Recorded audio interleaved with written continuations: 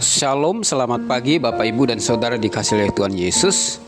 Renungan kita pagi hari ini diambil dari Injil Lukas pasal 21 ayat 4. Sebab mereka semua memberi persembahannya dari kelimpahannya, tetapi janda ini memberi dari kekurangannya, bahkan ia memberi seluruh nafkahnya. Judul renungan kita pada pagi hari ini, persembahan yang berkenan di mata Tuhan. Berbicara tentang persembahan sudah tidak asing lagi bagi gereja. Ada beberapa persembahan yang biasanya diterapkan dalam kehidupan bergereja.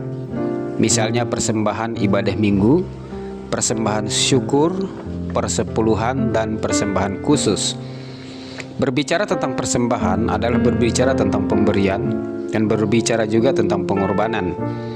Apa yang menjadi alat ukur apakah persembahan kita benar dan berkenan di mata Tuhan?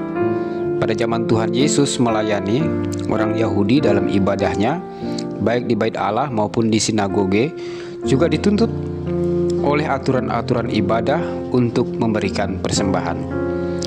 Ketika Yesus mengangkat mukanya, ia melihat orang-orang kaya memasukkan persembahan mereka ke dalam peti persembahan. Lukas 21 ayat 1. Orang-orang kaya memang suka memberi. Orang-orang kaya memiliki harta kekayaan yang dapat mereka bagikan untuk mendukung pembangunan rumah ibadah orang Yahudi dan mendukung pelayanan para imam Lewi di rumah ibadah.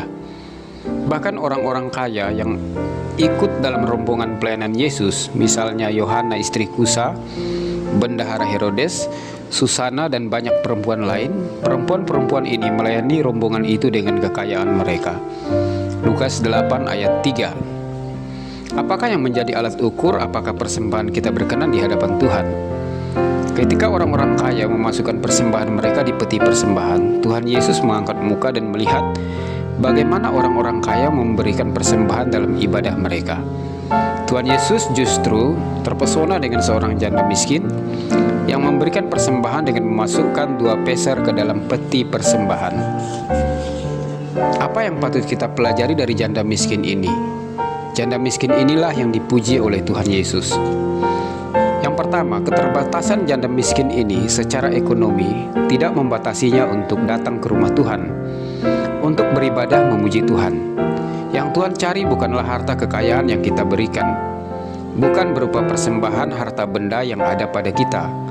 Tuhan melihat hati kita. Janda miskin ini rindu berjumpa dengan pribadi Tuhan yang memperhatikan janda dan anak yatim. Yesaya pasal 1 ayat 17, Yakobus 1 ayat 27. Tuhan tidak memperhatikan status manusia. Siapa yang datang kepadanya diterimanya. Yang kedua, janda ini adalah seorang yang murah hati.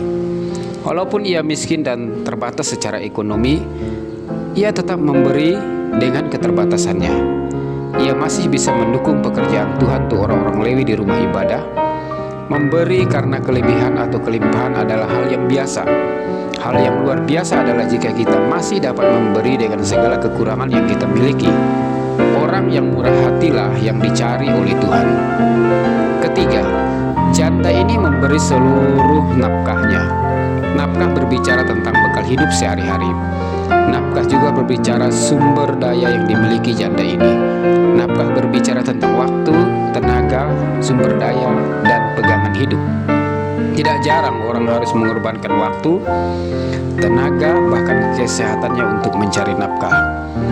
Yesus memuji janda ini karena pengorbanan persembahannya mempertaruhkan nafkah hidupnya yang semuanya diberikan untuk Tuhan. Janda miskin ini memberikan contoh persembahan yang hidup yang berkenan di mata Tuhan.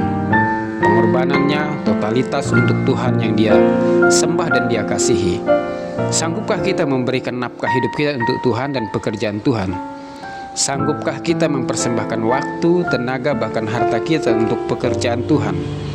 Banyak alasan kita untuk tidak mau berkorban untuk hidup ini dan pekerjaan Tuhan.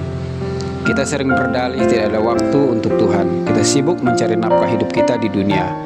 Kita sering tidak punya tenaga untuk pekerjaan Tuhan karena kita sibuk mencari nafkah hidup kita. Jika nafkah hidup kita ini kita persembahkan kepada Tuhan, disitulah letak persembahan yang berkenan di mata Tuhan. Tuhan Yesus memberkati. Amin.